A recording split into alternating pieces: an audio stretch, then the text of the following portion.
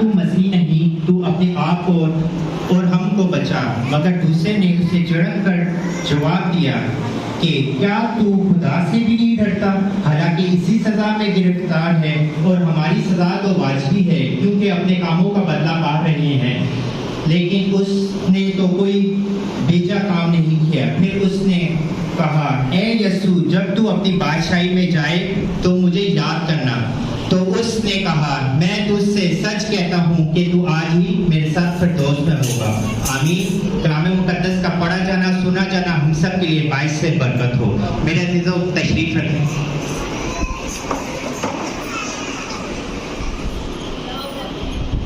میرے عزیزوں یہ کلمہ نجات کا کلمہ ہے جو خداوند یسوع مسیح کے لب مبارک سے ادا ہوا.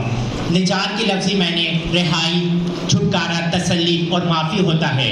آئیے ہم اس بات پر غور کرتے ہیں کہ خداوند یسوع مسیح کو دو ڈاکوؤں کے درمیان کیوں مسلوق کیا گیا.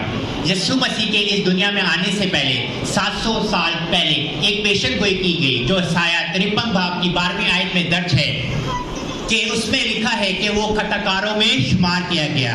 کیا اتنا کافی نہ تھا کہ یسوع اس دنیا میں آئے؟ کیا اتنا کافی نہ تھا کہ اس نے انسانی شکل اختیار کی؟ کیا اتنا کافی نہ تھا کہ اس نے صلیبی موت اختیار کی؟ پھر بھی خداوند یسوع مسیح کو دو ڈاکوؤں کے درمیان کیوں مسلوق کیا گیا؟ پہلی وجہ یہ ہے کہ عیسائی 53 باب کی 3 آیت میں لکھی گئی بات پوری ہو سکے کہ وہ آدمیوں میں حقیر و مردود، مرد غمناک اور رنج کا آشنا تھا. لوگ گویا اس سے روپوش تھے، اس کی تحقیر کی گئی اور ہم نے اس کی کچھ قدر نہ جانی. میرے عزیزوں اس لیے خداوند یسوع مسیح کو دو ڈاکوؤں کے درمیان مسلوق کیا گیا.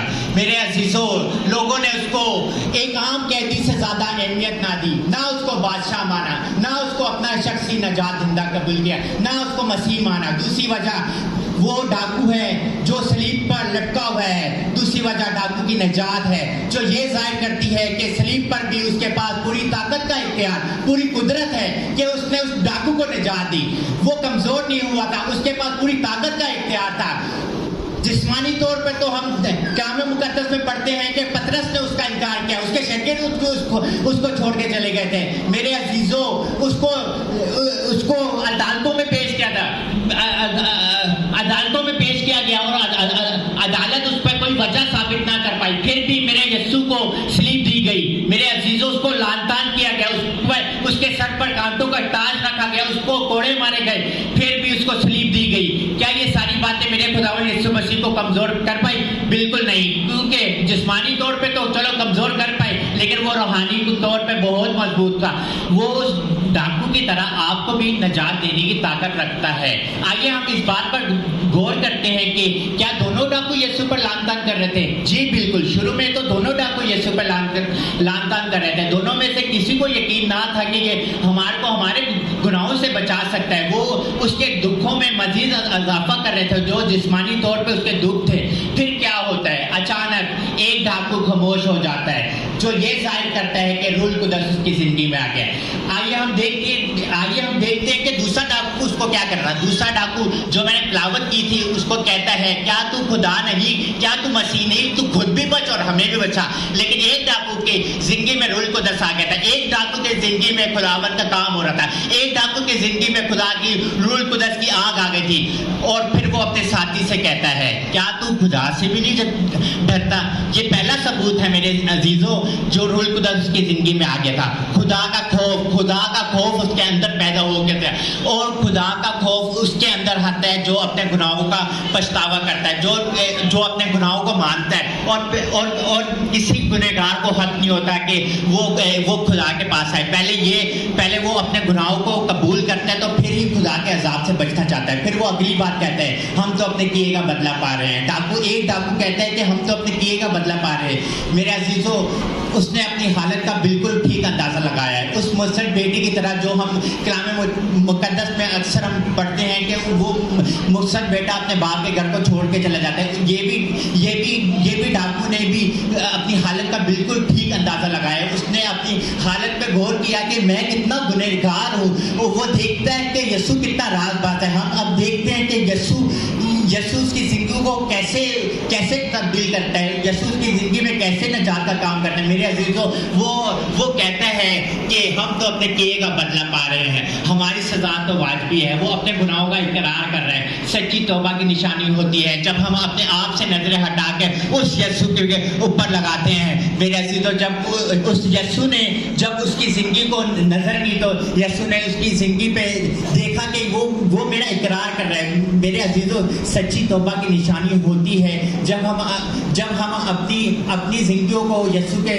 ثبوت کر دیتے ہیں. جب وہ ڈاکو کہتا ہے کہ میں تو کتنا غلط ہوں, لیکن یسوع نے تو کوئی بیجا کام نہیں کیا, یسوع نے تو کوئی غلط کام نہیں کیا. پھر وہ یسوع سے کہتا ہے, اے باپ, جب تو اپنی بادشاہی میں جائے تو مجھے یاد کرنا ہے. اس بات کا یہ ثبوت ہے وہ یسوع سے معافی مانگ رہا ہے. میرے عزیزو, جو ہم نے پہلے کلمے میں سنا تھا کہ یسوع نے کہا تھا, یسوع نے درخواست کی تھی خدا سے, اے باپ ان کو معاف کر. میرے عزیزو, ڈاکو کے دل میں کیا آیا تھا؟ ڈاکو کے دل میں یہی آیا تھا کہ اگر ان سب کو معافی مل سکتی ہے, اگر ان سب کے لیے نجات کے دروازے کھل سکتے ہیں تو میرے لیے کیوں نہیں کھل سکتے؟ میرے عزیزو, جب ہماری زندگی میں روح القدس آتا ہے تو ہمارے اندر خدا کا خوف پیدا ہو جاتا ہے. پھر ہم اپنے گناہوں کا اقرار کرتے ہیں, پھر ہم خداوند کے پاس آتے ہیں اور ہم خداوند سے اپیل کرتے ہیں کہ خداوند ہماری زندگیوں کو بخش.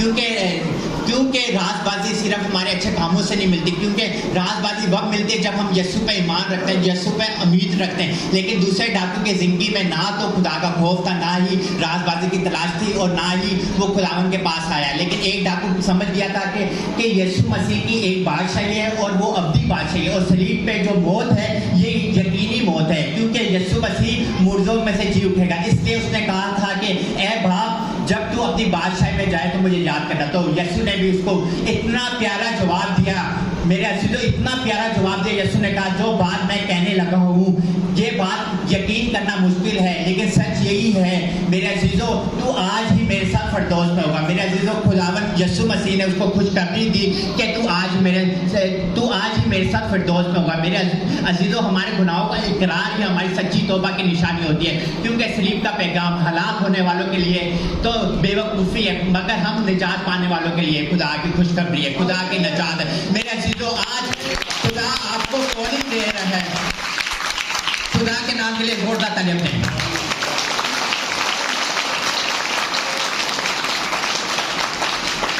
میرے عزیزو, آج خدا آپ کو کالنگ دے رہا ہے. اپنی زبانوں سے اقرار کریں. جو کوئی ابھی تک خداوند پہ بھروسہ نہیں کیا, اس ڈاکو کی طرح بھروسہ کریں. اس ڈاکو کو دیکھیں, وہ ابھی مرنے کے قریب ہے, اس کو کیا ضرورت ہے کہ کوئی یسوع پہ ایمان لائے. وہ دیکھتا ہے کہ یسوع نے تو کبھی کوئی غلط کام نہیں کیا, وہ یسوع کے معجزات سے واقف ہے. میرے عزیزو, ہمارا گناہوں کا اقرار ہی کرنا ہماری سچی توبہ کی نشانی ہوتی ہے. میرے عزیزو, آئے میرے عزیزو, اپنے آپ کو خداوند کے ثبوت کریں. خداوند کو اپنے زبانوں سے اقرار کریں کہ خداوند ہی میرا شخصی نجات دہندہ ہے, اسی نے مجھے یہ زندگی بخشی ہے. یہ زندگی ہمارے یسوع کی ہے. ہم نے اپنے یسوع کے لیے اپنی زندگیوں کو قربان کرنا ہے, اور یسوع ہماری زندگیوں میں اپنے بڑے بڑے معجزات کرے گا. پھر ہم دیکھیں گے کہ یسوع ہماری زندگیوں کو کیسے تبدیل کرتا ہے. میرے عزیزوں, اپنے آپ کو خداوند کے لیے ثبوت کرتے ہیں. یسوع کو کہیں روزانہ کہ ہمارے کو روز کی روٹی آج ہمیں مہیا کر. روزانہ اپنے کلام سے پڑھ. ہم صرف جسمانی روٹی نہ کہیں, ہم روحانی روٹی سے بھریں. ہم یسوع کو جب اپنی زندگیاں دے دیں گے تو وہی نجات دہندہ ہے. اس کے اندر سے نجات کے راستے نکلتے ہیں. تو خدا آپ سب کو توفیق دے اس ڈاکو کی طرح جو آخری ٹائم پہ خدا یسوع پہ ایمان لایا, اور ہم سب کو بھی توفیق دے. کتنے بھی خدا سے دور لوگ ہیں ان کو خدا آج کالنگ دے رہا ہے. وہ خدا کہتا ہے کہ آ جا میرے پاس, میں تجھے بچا لوں گا. جب خدا ہمارے ہاتھ پکڑ لیتا تو خدا ہمارے کو کبھی نہیں چھوڑتا. بس پہلی شرط یہ ہے کہ اپنے دل کا دروازہ کھولے اور نجات پائے. خداوند آپ سب کو بہت برکت ہے, اور مجھے بھی اپنے نام کے لیے استعمال کریں. مانگتے یسوع مسیح کے زندہ جلالی اور بابرکت نام میں, آمین. God bless you.